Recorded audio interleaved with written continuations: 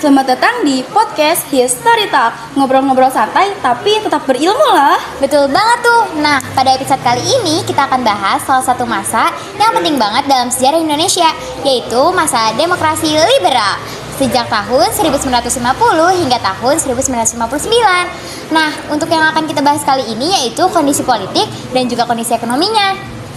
Nah, pada tahun ini Indonesia baru banget merdeka loh, dan lagi mencoba untuk membuat pemerintahan yang demokratis. Tapi banyak banget tahu tantangannya. Tapi sebelum kita bahas lebih lanjut, baiknya kita perkenalan diri dulu nggak sih? Betul tuh, betul. Perkenalkan, nama aku Adinda Dwi Fahla. Dan aku Natasha Citra Walensia. Siap menemani kalian selama kurang lebih 5 menit ke depan. Nah, di sini kita udah mempunyai 4 narasumber kita yang keren-keren banget nih, dan akan menemani kita untuk ngebahas dari berbagai sisi, dari sistem pemerintahan sampai ekonomi. Wah, pasti bakal keren banget ya teman-teman. Kira-kira siapa ya narasumbernya? Siapa ya? Halo semuanya. Gimana nih teman-teman kabarnya? Baik banget. Boleh nggak ya kita kenalan dulu sama penonton di sana biar teman-teman bisa makin akrab? Oh, boleh dong. Kayaknya enaknya dari sebelah kanan ya, Nak? Boleh tuh, boleh. Dari sebelah kanan dipersilahkan ya. Halo teman-teman, perkenalkan nama aku Anissa Mukaroma. Di sebelah kiri ada teman aku. Halo teman-teman semua, nama aku Rifa Zaratu Syuta. Kita udah tahu nih nama yang kanan yaitu Anissa dan Rifa. Kira-kira yang sebelah kiri namanya siapa ya teman-teman? Halo teman-teman, aku Arisarul Ramdan dengan teman saya yang berada di sebelah kiri yaitu. Halo teman-teman, perkenalkan nama aku Iqbal Taufikul Hakim. Salam kenal ya semuanya. Oke, langsung aja kali ya, Nat, biar gak lama-lama kita tanya-tanya sama yang di sebelah kiri kita itu, Nat. Oh, boleh tuh, boleh. Tadi kan udah di sebelah kanan ya. Nah, sekarang udah sebelah kiri. Oke, langsung aja kali ya, Nat. Kamu yang di sebelah kiri kita, kamu namanya Aris kan? Iya, benar banget. Kira-kira Aris bisa nggak ya menjelaskan gimana sih sistem pemerintahan Indonesia pada masa demokrasi liberal? Pada demokrasi liberal, Indonesia menganut sistem pemerintahan yaitu sistem parlementer, di mana pada sistem parlementer ini presiden ditetapkan hanya sebagai kepala negara saja, sedangkan kabinet kabinet yang diisi oleh perdana menteri menduduki kepala pemerintahan. Masalahnya, Indonesia seringkali mengalami perubahan pendukung politik, sehingga bayangin nih, coba teman-teman, 9 tahun Indonesia mengganti pergantian kabinet sebanyak 7 kali. Oh, banyak banget ya. Iya, banyak banget. Gimana coba tuh sistem pemerintahannya kayak nggak acak-acakan gitu, jadi nggak stabil. Programnya banyak yang nggak jalan ya. Iya, jadi terhambat program pembangunannya.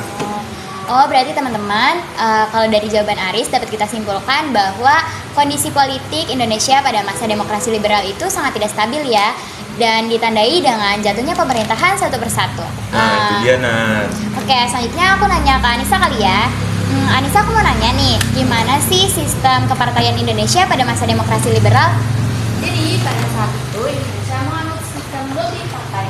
Nah, sistem multipartai ini sendiri adalah sistem politik yang menjamin kebebasan masyarakat untuk membuat partai sendiri. Tapi sayang sekali banyak partai yang membuat politik itu terpecah-pecah.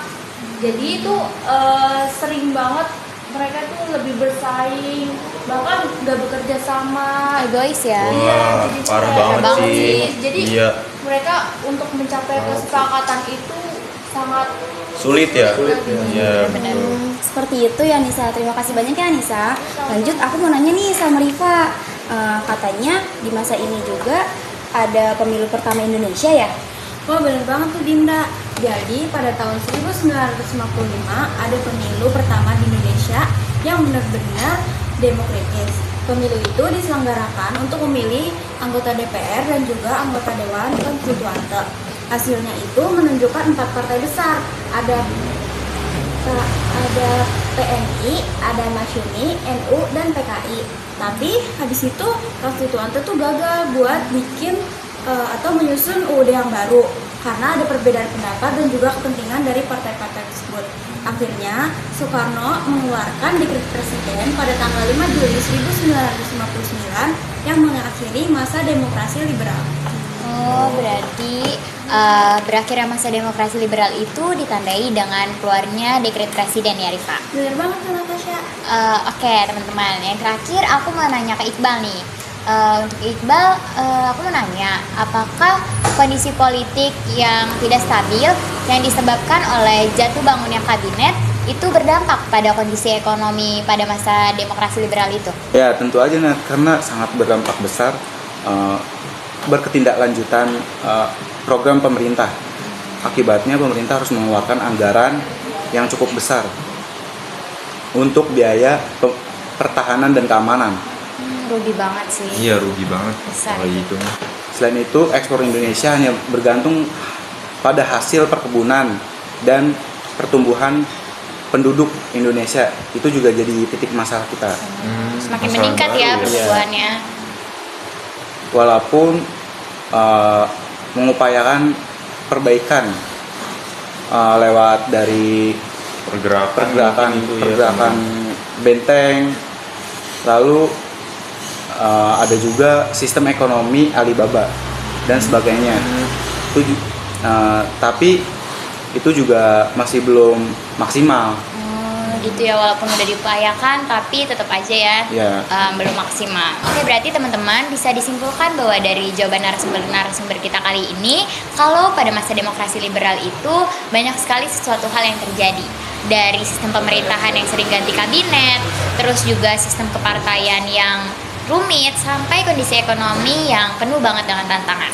Nah, iya bener banget itu, Nat. Masa itu bisa dibilang jadi pembelajaran buat bangsa Indonesia supaya bisa lebih membangun sistem pemerintahan yang stabil dan berpihak pada rakyat, Nat. Oh gitu ya, Din. Betul banget tuh teman-teman. Makasih banyak ya buat narasumber kita kali ini yang sudah datang di History Talk. Iya, teman-teman. Untuk Anissa, Rifa, Iqbal dan juga Aries. Dan terima kasih juga nih kepada penonton setia kita yang sudah menemani kita sampai akhir episode kali ini.